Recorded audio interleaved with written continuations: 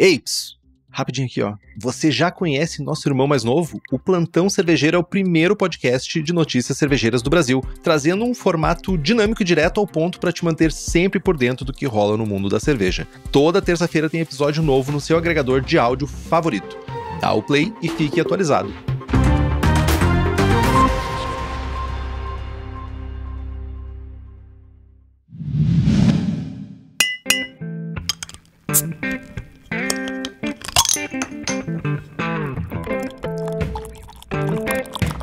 Hipacondríaca apresenta Surra de Lúpulo. Oi pessoal, bom dia, boa tarde, boa noite. Eu sou Ludmilla, mais conhecida no Instagram como Hipacondríaca. E no programa de hoje, meus amigos, nós vamos falar de cerveja de baixo teor alcoólico, mas numa pegada meio do que é, a produção, mercado internacional, tendência, Brasil, sei lá, soco, porra de bomba. Alô, Loi, tem Henrique Boaventura e eu quero mais cervejas menos alcoólicas. Afinal, eu acabei de passar alguns dias no Rio de Janeiro e foi complexo.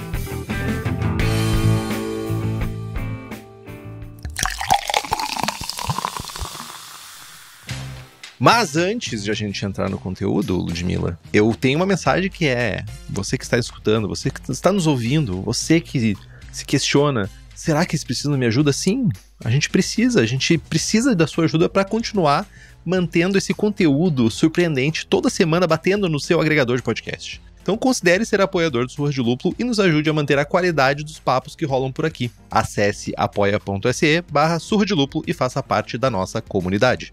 Ah, mas a grana tá curta, eu não tô tão no teu topo de prioridade assim. Tudo bem, tem jeito de graça de ajudar o Surra de Lúpulo. Pega esse link desse programa, manda pra quem gosta de cerveja artesanal, pra quem tá afim de ouvir sobre o mercado, ajuda a espalhar a palavra do Surra de Lúpulo. E tem outro jeito que também é bom, bonito e barato, que é seguindo a gente, até fiz um suspense, seguindo a gente na sua plataforma de áudio preferida, né? Deixando 5 estrelinhas na avaliação, porque isso ajuda as plataformas a entenderem que, apesar de você não querer deixar nenhum dinheiro com a gente, nós somos relevantes pra você.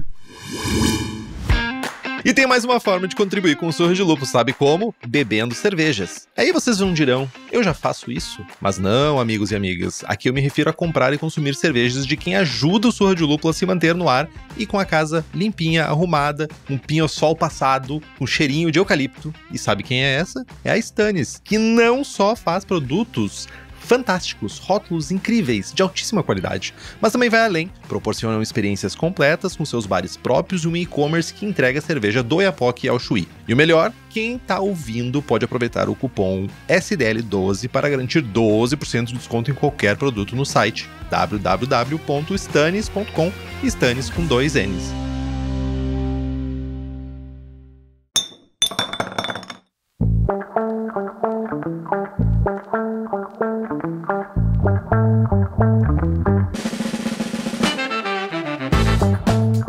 Vamos que vamos então, seu Henrique? Então, antes de a gente entrar realmente na história, a gente precisa entender uma coisa, né? Que é, cervejas de baixo teor alcoólico, elas existem desde que o mundo é mundo, ou pelo menos, desde que cerveja é cerveja. Mas não necessariamente como um objetivo. Ninguém foi lá e disse assim, nossa, vontade de fazer uma low alcohol, em alemão, no caso, ou em, sei lá, belga, ou, não sei, aramaico. O rolê é que cervejas menos alcoólicas existiam porque eram assim, muitas vezes por limitação técnica.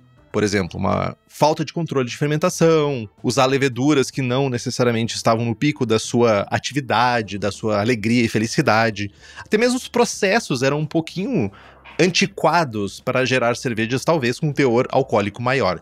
Aí a gente tem, por exemplo, bitters e milds britânicas que existem há séculos. E muitas delas, para não dizer a sua grande maioria, com menos de 3% de teor alcoólico. Então isso é uma coisa que existe há bastante tempo. E a gente tem alguns estilos que eles não são versões menos alcoólicas de outras cervejas. Apesar de que talvez uma aqui seja um pouco dúbia. Mas elas já nascem com menos teor alcoólico. Por exemplo, a gente tem a American Light Lager. Ok, essa é dúbia porque ela acaba sendo uma versão mais leve de uma American Lager. Mas a gente tem, na República Tcheca, nós temos a Czech Pale Lager, que tem, se eu não me engano, começa em 3,5% de álcool. Na Alemanha, a gente tem a German Light Beer, e muitas outras cervejas que eram feitas com o resto do malte da decocção para fazer cervejas, às vezes, de 1,5%, 2% de álcool. Temos a Leichtweizen, Berliner Weiss, que já é muito conhecida e difundida para fazer principalmente cervejas com fruta e gerar uma Catarina Sour, por exemplo. Temos a Lichtenheiner, uma cerveja defumada. Na Polônia, a gente tem a Piwo Grodziskie, que é uma cerveja também defumada de trigo. E na Inglaterra, não somente darks e bitters, a gente também tem a London Brown Ale, que é uma cerveja que tem um pouco mais de caráter,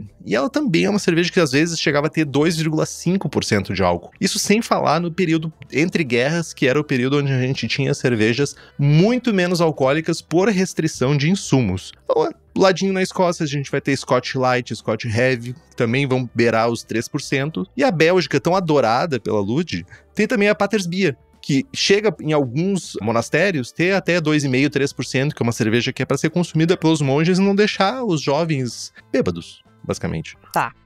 Algumas considerações sobre o que você falou, como você bem citou, né? Muitas vezes a opção de fazer uma cerveja de baixo teor alcoólico não era bem uma opção, né? Era meio quase que um tropeço, como você disse, limitação técnica, ou seja, um equívoco, um problema na produção, e aí isso foi sendo replicado de alguma maneira. Podemos ter uma licença poética desse jeito? Dá pra dizer que é isso, porque sabe quando tu não tem a opção de ser melhor? O que tu tem é o melhor, entendeu? É mais ou menos isso que se tinha. Quando você não tem a opção de ser o melhor, você é o meio do caminho médio, mediano, low. E funciona. É isso, entregue. Mas é isso, é uma questão que, de novo, não é, vamos gerar uma cerveja para fazer as pessoas não ficarem loucas de tanto álcool. Não. Às vezes era até mesmo, como no caso dos períodos entre guerras ou de períodos de onde tinha taxação maior, era uma maneira, inclusive, de manter as pessoas bebendo, mas sem pagar tanta taxa, sem pagar tanto imposto e sem aumentar o preço da cerveja também. Uhum. Lógico, se a gente for olhar historicamente, dá pra ver que vai ter outras cervejas. As cervejas de guarda inglesas, por exemplo, elas chegavam a ter 7%, 8%. Mas eram cervejas que custavam 4, 5, 6 vezes mais do que uma cerveja com baixo teor alcoólico, né? Então tem essa diferença.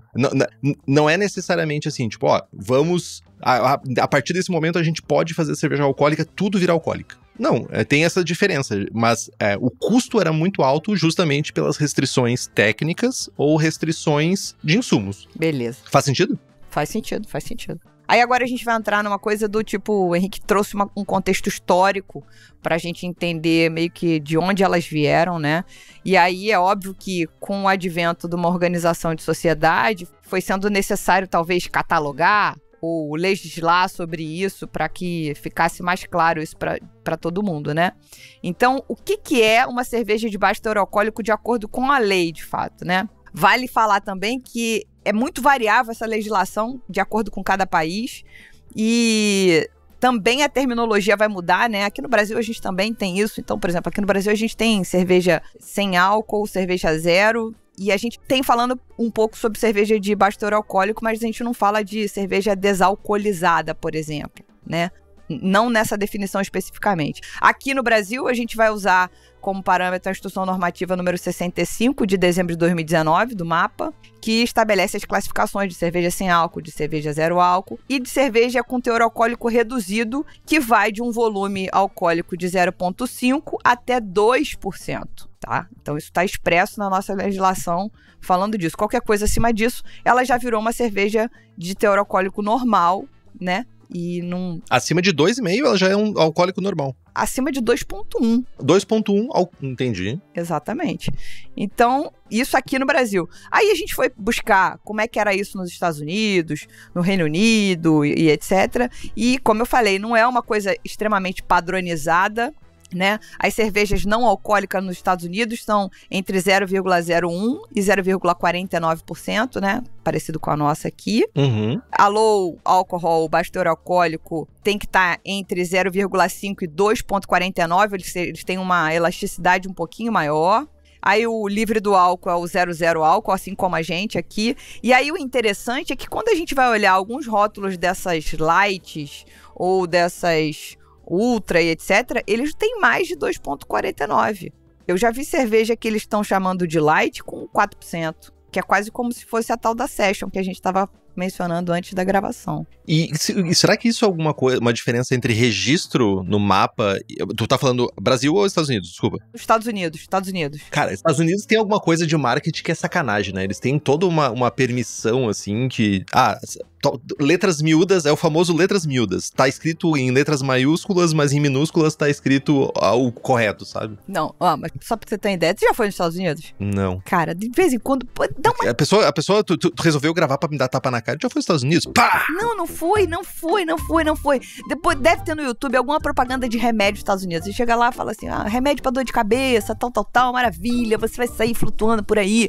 Aí depois vem, procure seu médico, esse remédio é contraindicado, pode causar câncer, pode causar morte súbita. Eles falam, em vez daquilo que a gente fala aqui no Brasil, do tipo, Ministério da Saúde adverte super rápido, eles falam relativamente devagar todas as contraindicações e tudo de ruim que pode acontecer com você. Meu Deus, não sabia disso. Então, por exemplo, as letras pequenas... Tipo, esse remédio pra dor de cabeça pode eventualmente curar a sua cabeça, causando a sua morte, tipo isso? É tipo isso.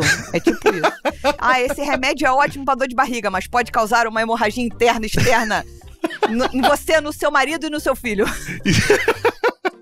Entendeu? Caraca. Então, tipo, isso é meio que a letra pequena americana. Entendi. Então faz sentido o que eu tô falando. É um negócio mega broxante, inclusive, né? Meu Deus. Você tá mega feliz com a propaganda, daqui a pouco ela chega e te mata. Não, isso pra mim é tipo comprar suco de maçã e dizer, contém 30% de suco de maçã. Tipo, tá, e o resto é o quê? Pois é, mas e suco de laranja que tem 30% de suco de maçã? Mas é exatamente isso que eu tô dizendo. Tipo assim, cara, não, eu tô comprando suco de maçã. Desculpa, de laranja. E tu tá me dando maçã. Não, eu quero laranja. Ah, não, você então tem que comprar... É néctar. Néctar ou suco integral. Ah, vá. E suco também pode ter um 0,5 de álcool, não tem essa história? É que acho que ele tem uma permissividade por causa da fermentação que pode ocorrer enfim. Assim como o pão, né?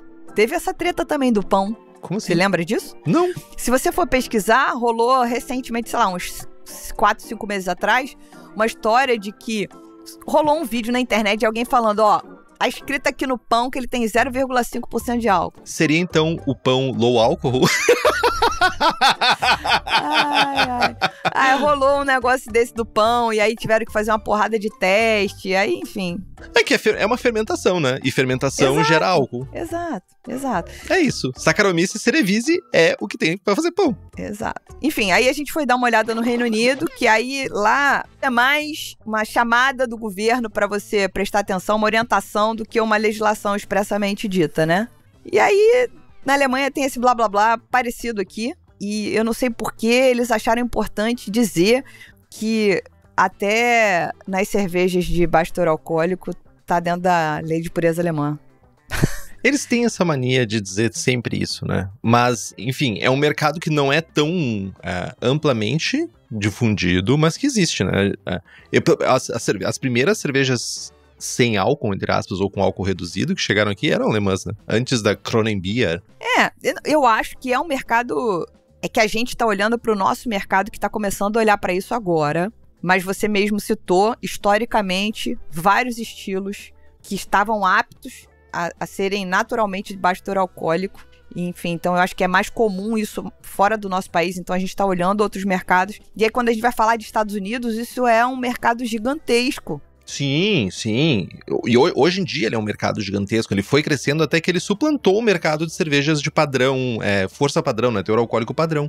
Mas, tipo, esse exemplo da Alemanha, inclusive eu tava lendo um livro sobre cervejas, métodos de produção e cervejas bávaras do século XIX. Sim, eu sou esse tipo de psicopata. Olha eu falando sobre psicopatia, Lud. Olha só. O processo, né, vários capítulos do livro são sobre processos de cervejeiros em cada uma das regiões do sul da Alemanha. E era, basicamente, faz o processo da cerveja normal e com o restolho, o que sobrou, o que tava lá na panela, deixado pro gado, eles ainda tentavam extrair mais um pouquinho de açúcar daquilo ali pra fazer uma cerveja super leve, que era uma cerveja pra ser consumida na cervejaria, uma cerveja pra ser vendida por um preço muito mais barato. Mas não necessariamente era uma cerveja... Ela tinha menos, como é que se chama? Controle de qualidade. Entendi. Entendeu? É tipo raspa do tacho, o último filho. É tipo isso, é tipo fazer graspa, tá ligado? Fazer graspa. Vamos pegar o restolho do restolho, vamos destilar e vamos vender pra cegar as pessoas. Tá. Aí eu acho que você podia agora trazer pra gente uma contextualização de produção, porque você primeiro citou os estilos originários que tinham esse caráter de teor alcoólico reduzido.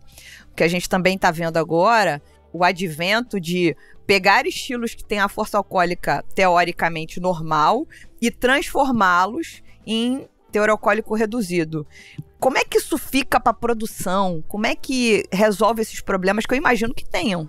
Não necessariamente problemas, eu diria desafios para produzir uma cerveja assim, né? Para contextualizar de novo, né? Historicamente, quando a gente tem uma levedura, por exemplo, que não atenua o suficiente, que ela não tem a capacidade suficiente de comer açúcares, o que a gente termina? A gente termina com mais açúcares na cerveja, muitas vezes uma cerveja mais doce, com um corpo mais alto e com teor reduzido, porque ela não vai consumir esses açúcares, então, dependendo da quantidade inicial que tu tinha, não vai gerar açúcares suficientes. Quando a gente já tem uma cerveja, vamos pegar um exemplo que talvez seja o mais próximo das pessoas, que seria uma Session IPA. Vamos pensar esse estilo. Uma Session IPA, se a gente for pegar uma IPA, ela tem 5,5%, mas vamos mirar em 5% só para facilitar os cálculos aqui. A gente tem uma cerveja de 5% de álcool, que ela vai ter um corpo, e quando a gente fala um corpo, é aquele peso que ela tem na língua, que vai ser por causa de açúcares não fermentáveis, gliceróis, um monte de coisa, que eu não vou entrar no rolê aqui para não tornar essa conversa chata. Mas, quando a gente mira num teor alcoólico mais baixo,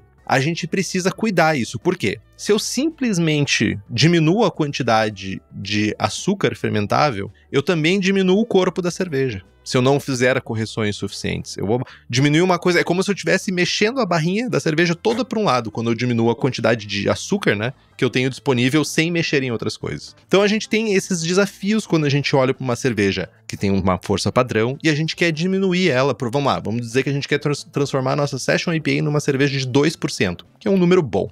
A gente vai ter que ter cuidados. A gente necessariamente vai ter que usar menos malte para fazer essa cerveja. Então se eu usava, hipoteticamente, gente, não anotem como receita isso, mas eu usava 5 quilos de malte para fazer minhas 20 litros de numa IPA, eu vou usar 2 para fazer uma Session IPA, dependendo do teor alcoólico que eu quero. Mas eu também tenho que cuidar outra coisa. O corpo da cerveja, ele tá muito relacionado a açúcares residuais, gliceróis e outras coisinhas mais que tem na cerveja.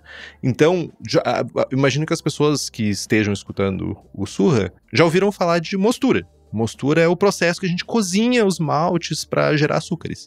As enzimas vão gerar açúcares, na verdade, converter amido em açúcares. A gente precisa fazer isso numa temperatura mais alta, que é para as enzimas gerarem açúcares mais complexos, que não vão ser fermentados pela levedura e deixar a cerveja com corpo, porque senão ela vai ficar muito seca, vai ficar desagradável, muito aguada. Então a gente tem que pensar numa... eu acho que uma cerveja com baixo teor alcoólico, ela é sobre equilíbrio. Não é simplesmente baixar a quantidade de álcool, não é simplesmente diminuir a quantidade de malte. É equilibrar cada uma das variáveis da cerveja para gerar um resultado agradável e que ainda assim preserve as características originais da cerveja, de força padrão. Uhum. Então, e ela é uma cerveja também, Lud, que é uma cerveja... Tu concorda comigo que uma cerveja sem álcool, ela vai ter menos intensidade? Porque se eu deixar tudo com a mesma intensidade, vai ficar desequilibrado. A gente precisa equilibrar. Eu tenho menos álcool, preciso de menos intensidade de outras características para equilibrar isso. Então, ela é uma cerveja que ela acaba se tornando menos tolerante a falhas de processo. Pensa numa IPA. Eu posso tocar-lhe uma carga de lúpulo em cima da cerveja para esconder alguma falha, alguma coisa ali. Numa Session IPA, não. Eu não vou poder a mesma carga de lúpulo. Então, eu tenho menos tolerância para erros. Faz sentido? Não, faz sentido. Super sentido.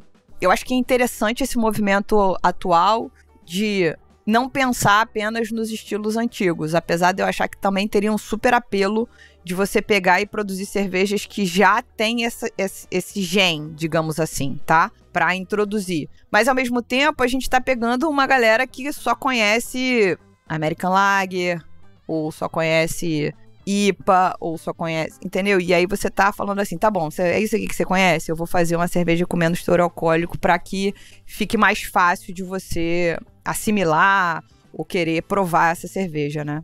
Eu acho até que houve um momento, tô falando de mercado brasileiro, tá? Eu acho até que houve um momento onde as cervejarias tentaram produzir coisas, estilos, com esse objetivo. Vamos produzir um estilo, vamos fazer uma bitter inglesa, vamos fazer uma mild. Eu me lembro de algumas cervejarias produzindo esses estilos.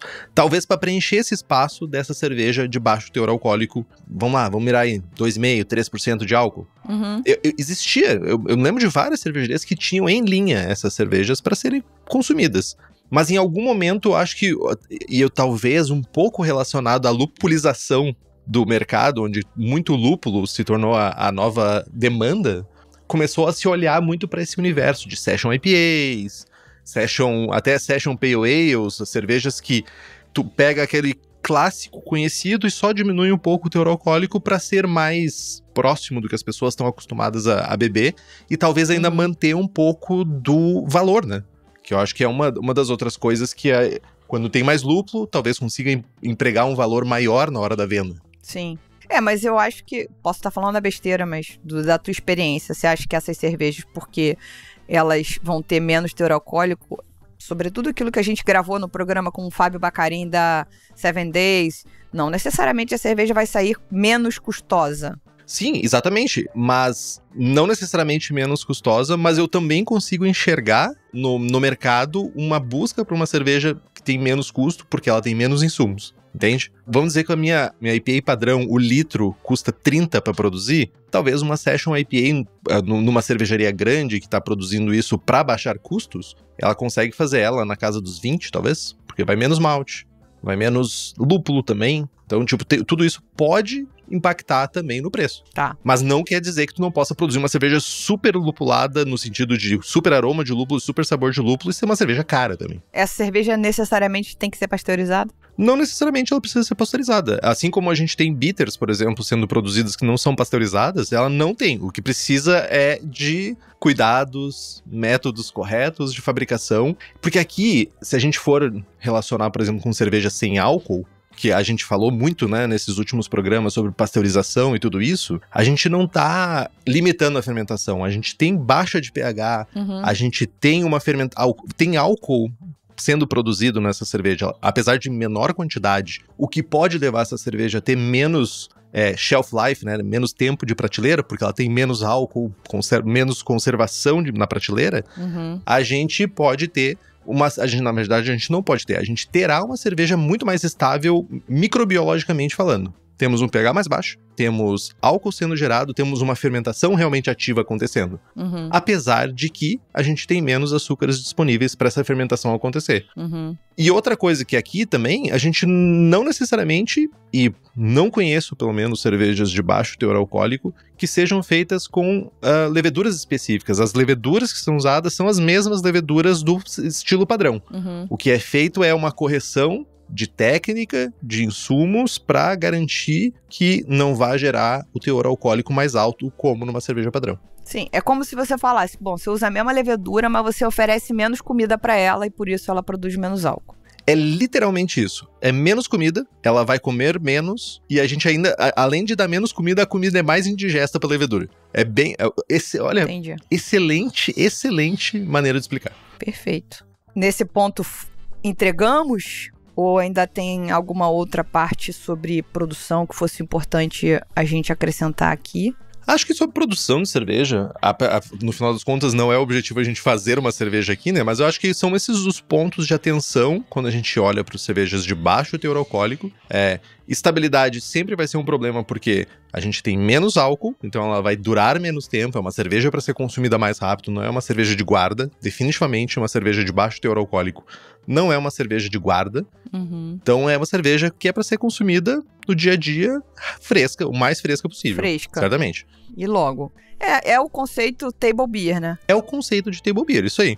Ou a Patters Beer também, table beers, que é cervejas, como se fosse o vinho de mesa, sabe? Não é um vinho que tu vai deixar 10 anos guardado, não, é o vinho que tu vai produzir e vai beber logo em seguida, é isso. Perfeito. Não tem nem espaço para envelhecimento, ela não tem nem qualidades para melhorar com o envelhecimento. Perfeito.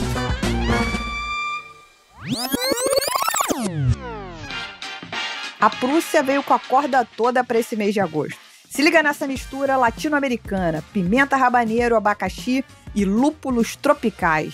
Essa é a Fuego Latino, que acaba de chegar no site da Prússia. Ela é uma cerveja ousada, tropical e surpreendente. O calor da pimenta, a acidez do abacaxi e o frescor dos lúpulos brasileiros criam uma explosão de sabor que é a cara da América Latina.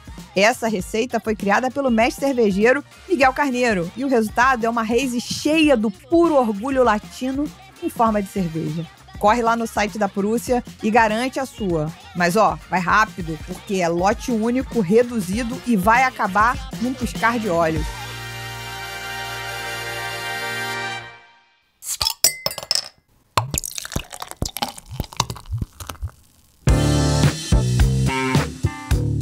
Então, a gente partindo aqui para uma parte mais final do programa, caminhando para falar um pouco sobre o mercado que é exponencial, que todo mundo olha e fala, meu Deus, como assim, né? Os Estados Unidos já tem essa carinha de tipo assim, onde ele bota, ou ele caga tudo em guerra, ou ele...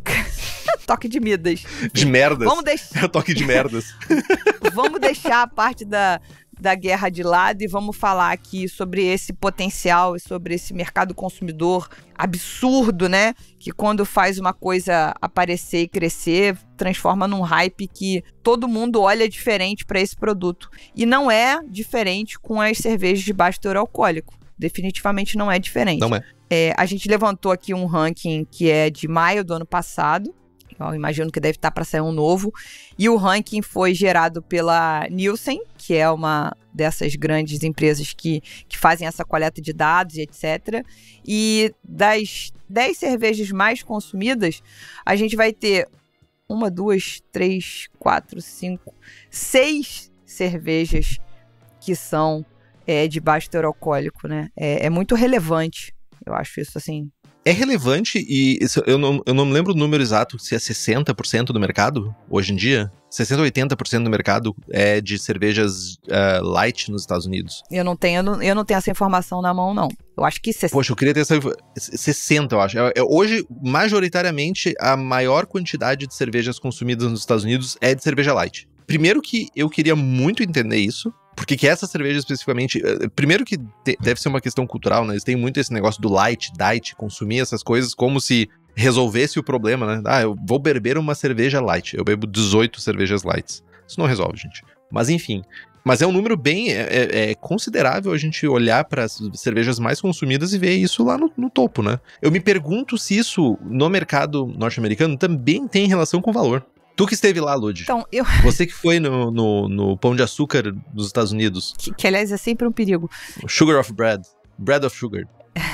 Eu acho que é multifatorial, né? Pra mim tem algumas questões. Primeiro, porta de entrada para novos consumidores, né? Cerveja muito leve, fácil de beber, refrescante.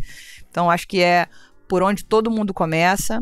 E aí, eu acho que são coisas que não são na sequência, mas até concomitante, né? Eles fazem um marketing muito bizarro, né? E aí, massivo, né? associa isso a esporte.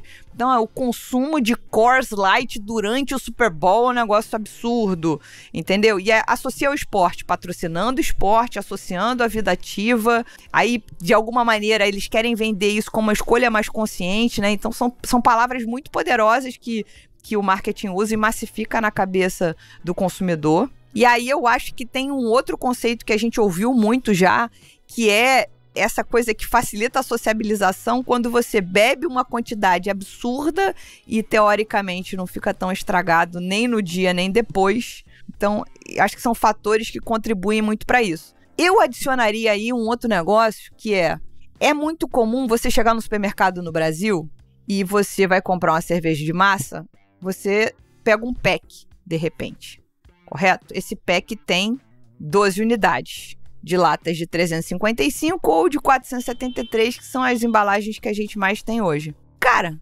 eu já vi propaganda de cerveja nos Estados Unidos que a geladeira tem para mais de 1 metro de profundidade e vem num pack que o cara fica puxando, parece uma tora de madeira. 40 e poucas, né? Tipo, é insano, né? Entendeu? Então, eu acho que você imagina, existe um incentivo à venda numa grande quantidade, na largada. Isso é muito louco. Então, e tem uma outra coisa também que eu sei que isso não é o padrão, tá? Não é o padrão, mas tu também vê no mercado norte-americano as pessoas comprando kegs, barris de cervejas, dessas cervejas, pra ter em casa. Eu vou dar um exemplo, por exemplo, o pessoal do Brulosophy.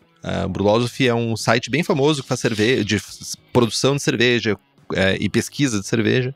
E o cara sempre diz, eu sempre tenho na minha casa um barrilzinho de, sei lá, Busch Light, eu tenho de Coors Light, acho que é Coors Light que ele bebe. Uhum. Eu tenho mais um barril de Coors Light, é a minha cerveja que eu produzo. Eu tenho as duas em casa, quando vem o pessoal aqui que quer beber aqui em casa, bebe a cerveja que tem aqui, quando quiser beber a minha, bebe a minha, entendeu? Uhum. Mas eu tenho uma pergunta pra te fazer, que tu trouxe uma parada bem interessante, eu fiquei muito curioso. Tu falou sobre porta de entrada não, mas sobre marketing eficiente. Uhum. O quão menos eficiente é o nosso marketing aqui? Porque ele também é usado no esporte bastante. Pelo menos até onde eu acompanhei futebol na minha vida, tinha propaganda lá da Brahma, Skol, não sei o que, Desce Redondo e pá. O que tem de menos eficiente no nosso marketing ou é o interesse diminuído em vender coisas light? Então, eu acho que tem assim, ó. A sensação que eu tenho é que o marketing eficiente, ele tá relacionado... A Brahma vende muito, a Skol vende muito, apesar de ter caído bastante, reportes recentes, né?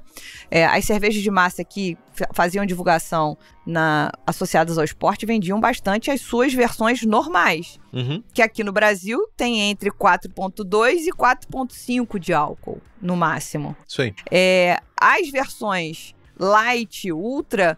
Eu acho que elas não emplacaram aqui por conta do paladar, o teor alcoólico é menor, aí fica tentando associar esporte, e aí sim, não a esporte futebol, mas a esporte estilo de vida. Futebol é assistir parado. Estilo de vida, eu vou na rua correr. Ok. Estilo de vida, eu vou pedalar, entendeu? Então, assim, já que você está aí com essa cara olhando para o computador enquanto eu falo, veja se você consegue descobrir o teor alcoólico da Bud Light ou da Coors Light. Que eu fiquei intrigada com isso. Peraí, tô catando aqui. Então, talvez eles estejam vendendo aquilo que eles chamam de light pra gente a nossa cerveja de força alcoólica normal, padrão. 4,2. Entendeu? Eu achei que quando eles estivessem falando de cerveja light, eles estavam falando de cerveja com menor teor alcoólico, e não é. Então, são cervejas, na verdade, cervejas de um teor alcoólico padrão pra nós. É o nosso padrão aqui. Exatamente. Então quer dizer, Lud, Exatamente. que a gente chega numa conclusão de que a gente vem consumindo cervejas light no Brasil sem saber. A gente tá comprando gato por leg. Leg é ótimo. Gato por lebre. É isso? Exatamente, eu acho. Mas assim, eu acho numas, né? Quem inventou... Você que é o pai do BJCP, qual é o range da American Light Lager? American Light Lager é 4,2 a 5? Deixa eu confirmar. Tá. Vamos confirmar, porque pra mim é mais importante a afirmação correta. Vamos confirmar? Estamos aqui? Podemos confirmar? Podemos confirmar, por favor? Sim. Fala no ponto.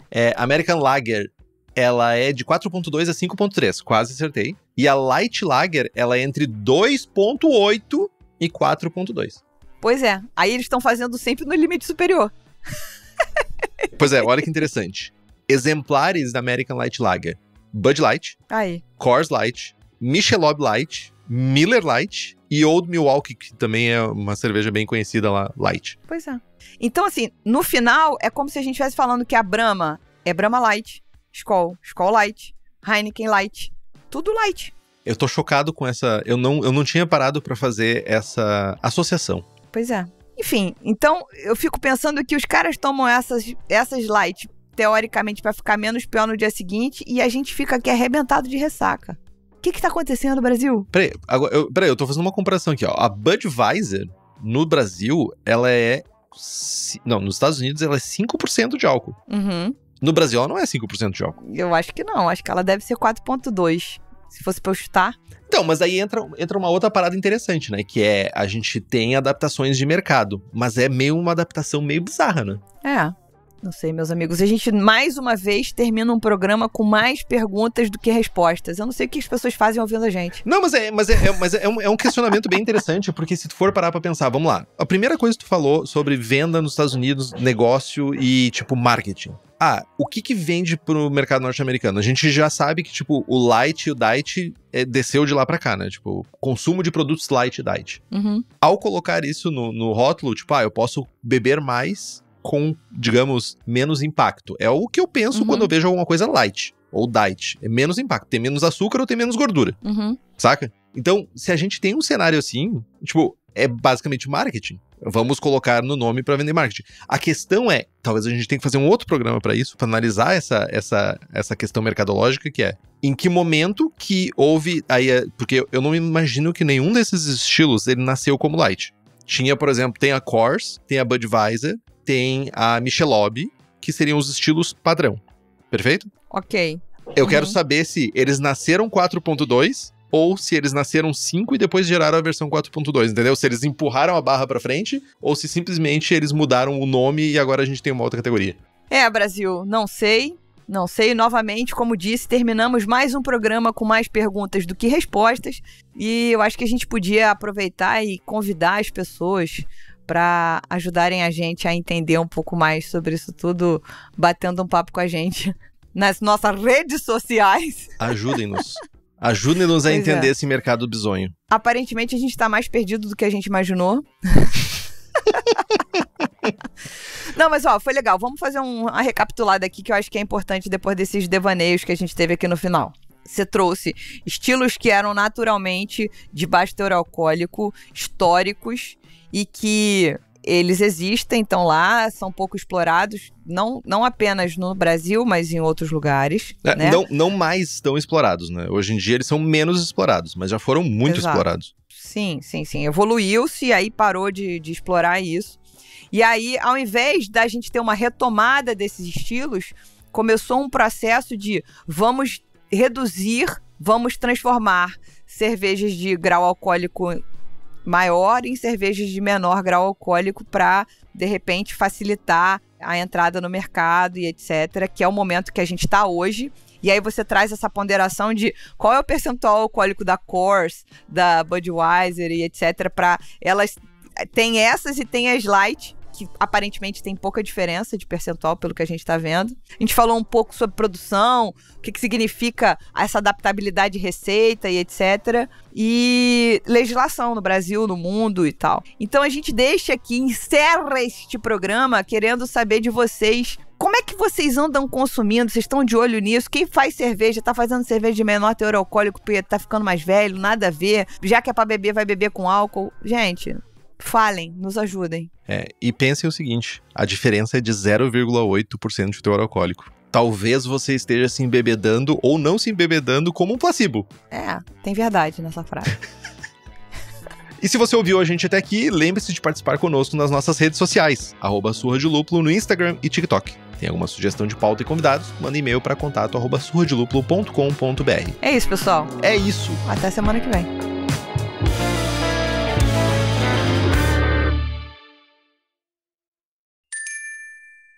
Beba local, beba com moderação. Este podcast é produzido pela BAC Produções e Comunicação e está disponível no Spotify, YouTube ou na sua plataforma de áudio preferida. Na nossa equipe, contamos com a colaboração de Henrique Boaventura, Ludmila Almeida, Gabriel Gurian, apresentação, redação, blog e Rubem Geis na edição.